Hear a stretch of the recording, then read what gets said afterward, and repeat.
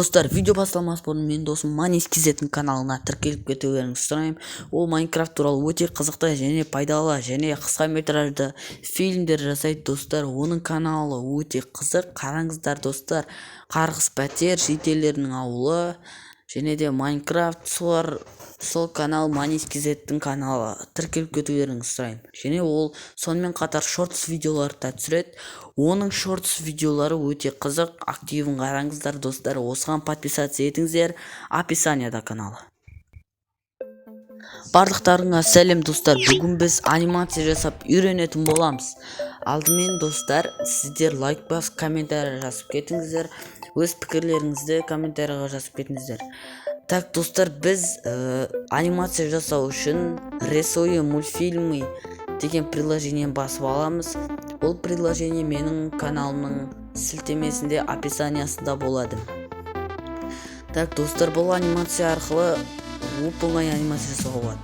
Алдымен осы жасыл түсін басамыз. Содан кейін бізде достар осындай нәрсе берінеді. Добавить арқылы біз осы аяқта персонаждарды жасауға болады. Мысалға достар, мына аяқта джунгли бар, осы ферма бар. Осы топтарға кіріп біз заттарды алып, соларды анимация жасауға қолдансақ болады достар. Бұл анимация қайталап өтейін, тез әрі оңай үйренуге болады. Ең алдымен оңай болу үшін стикманды алайық. Осы стикманды көк түсті арқылы біз осыны жылышты аламыз. Я достар, мысалы осы жерде мұнайға жинап келуге болатын болса, үстіп қоя саламыз. Ал достар, осы сары арқылы біз оны айналдыра алатын боламыз. Ал қызыл сары түспен біз оны кішірейтіп үлкейте аламыз. Ал енді достар, осы енді дұрыстап қойып анимация жасауға кірісейік.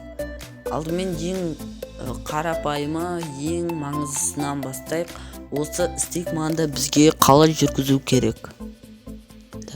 Ең алдымен достар, осы жерде астыға үшбұрыш көріп тұрсаңыздар, осы астыға қарай істеген сайын осы кадрларды жылжытуға болады.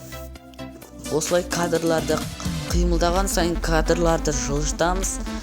Және де достар жүргізіп істейтін боламыз. Жүріп бартқан формаға қойын, тағы бір рет басамыз астыға. Енді кішкене жүргіземіз. И осылай аяқтарын жүріп аққан қыламыз. Енді қолдарында осылай жасайтын боламыз. Енді астыға қарай тағы бір кадр. Енді тағы да осылай қайталай береміз достар. Бұл ешқандай қиындығы жоқ. Үстеміз.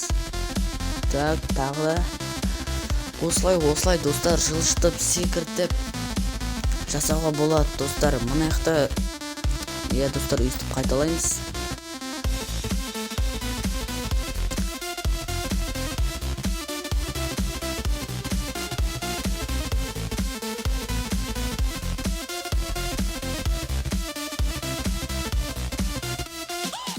Достар, осындай анимациям шықты.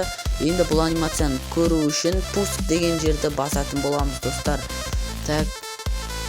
Біз 9 кадрға шейін істедік достар. Пускты басып көретін боламыз. Көріп тұрғандарыңыздай өте жақсы анимация шықты. Қараңыздар, қайталап көрейік. Міне осындай анимация шықты. Тағы эффекттерді қолдануға болады. Бірақ достар, мұнақта мысалы облаколарды бүйтіп қойуға болады. Міне достар, осылай. Енді қарап отырсаңыздар, спец эффекті деген осын. Оны кейін қарастырамыз. Енді достар, біз фон қоятын боламыз. Өйткені қарап тұрсаңыздар, артқы фон аппақ жаман. Сондықтан бұл емес, новый фонды басамыз. Мұна яқта неше түрлі фондар бар. Осы фондарды қойып, біз мысалы қайсын таңдасақ екен, өзіміз суреттегілерді таңдасақ болады. Немесе мұна яқта мен табиғаттың суретін таңдайын. Қайсы табиғат таңдасам екен достар. Мұна яқта тола негіз.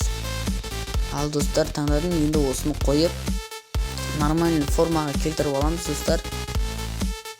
Болды достар. Енді жай ғана шығып кетеміз. осындай фон пайда болады бізде. Осы фон арқылы біз анимациямызды жалғастырып жақсы анимация жасайтын боламыз. Енді спецэффектіге кірейік. Мына жақта вызрыв, сердце, кровь деп тұр. Осы нәрселерді қолданып көп нәрсе жасауға болады достар. Және де бұл осымен ғана шектеліп қоймайды, тағы да өте көп заттар бар. Сіздер оларды осы приложениеге кіріп көретін боласыздар. Ал ендеше видео ұнаса лайк басып комментарий жазып кетіңіздер. Егер де менің көрсеткен видео пайдалы болса, подписаться етіңіздер.